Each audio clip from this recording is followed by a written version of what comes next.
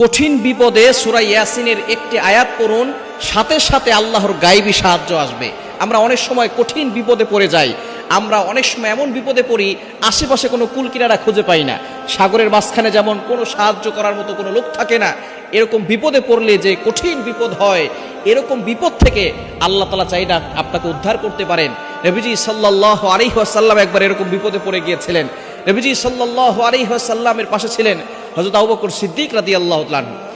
আবু লাহাবের স্ত্রী উম্মে জামিল নবীজি সাল্লাল্লাহু আলাইহি ওয়াসাল্লামকে তরবারি নিয়ে এসেছেন, আঘাত করে নবীজি সাল্লাল্লাহু আলাইহি সাল্লামকে দুনিয়া থেকে বিদায় করে দিবে। এমন সময় আবু লাহাবের স্ত্রী যখন উম্মে জামিল নবীজি সাল্লাল্লাহু আলাইহি সাল্লামের কাছাকাছি এসেছেন, আসার পরে আরো দলবল নিয়ে এসেছে, নবী সাল্লাল্লাহু আলাইহি সাল্লামকে আঘাত করবে, তরবারি নিয়ে এসেছে। নবীজি সাল্লাল্লাহু আলাইহি সাল্লাম আবু বকর সিদ্দিক রাদিয়াল্লাহু তাআলা আনহুর পাশে দাঁড়িয়ে আছে। আবু বকর সিদ্দিক রাদিয়াল্লাহু তাআলা আনহুকে এসে আবু লাহাবের স্ত্রী উম্মে জামিল বলতেছে যে তোমাদের নবী মুহাম্মদ কোথায়? অথচ নবীজি সাল্লাল্লাহু আলাইহি সাল্লাম কিন্তু তখনও আবু বকর সিদ্দিক রাদিয়াল্লাহু তাআলা আনহুর পাশেই দাঁড়িয়ে আছেন। আবু বকর সিদ্দিক রাদিয়াল্লাহু তাআলা আনহু খুবই বিচক্ষণ সাহাবী ছিলেন। তিনি মনে মনে চিন্তা করতেছেন, আমি তো নবীজিকে দেখতেছি, কিন্তু আবু লাহাবের স্ত্রী, নবীর দুশমন আবু লাহাবের স্ত্রী, সে তো আর আমার নবীকে দেখে না। সুতরাং মনে হয় এখানে আল্লাহ পাক রব্বুল আলামিন কোনো পর্দা দিয়ে রেখেছেন নবীজি সাল্লাল্লাহু আলাইহি ওয়াসাল্লামকে বাঁচানোর জন্য। সাথে সাথে আবু বকর সিদ্দিক রাদিয়াল্লাহু তাআলা আনহু বিচক্ষণতার সাথে বললেন আবু লাহাবের স্ত্রী উম্মে জামিলকে, নবীজি সাল্লাল্লাহু আলাইহি সাল্লাম কোথায় আছে তুমি বের করে নাও, তুমি খুঁজে নাও মুহাম্মদ সাল্লাল্লাহু আলাইহি সাল্লাম কোথায় আছে। আবু লাহাবের স্ত্রী অনেক খোঁজাখুঁজি করলো, কিন্তু কোথাও পেল না।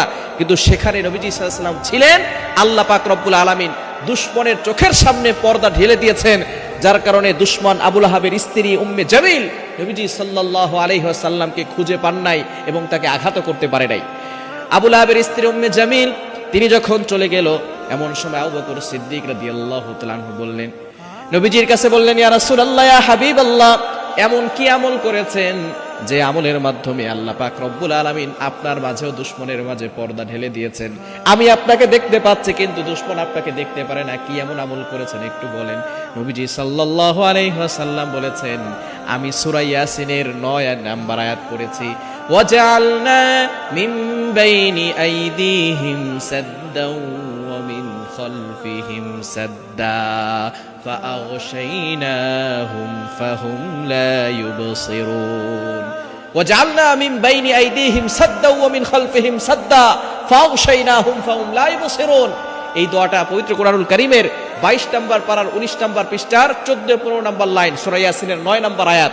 নবীজি সাল্লাল্লাহু আলাইহি সাল্লাম বলেছেন, কঠিন বিপদে এই আয়াতের আমল করলে আল্লাহ পাক রব্বুল আলামিন তার মাঝে আর দুশমনের মাঝে একটা নূরের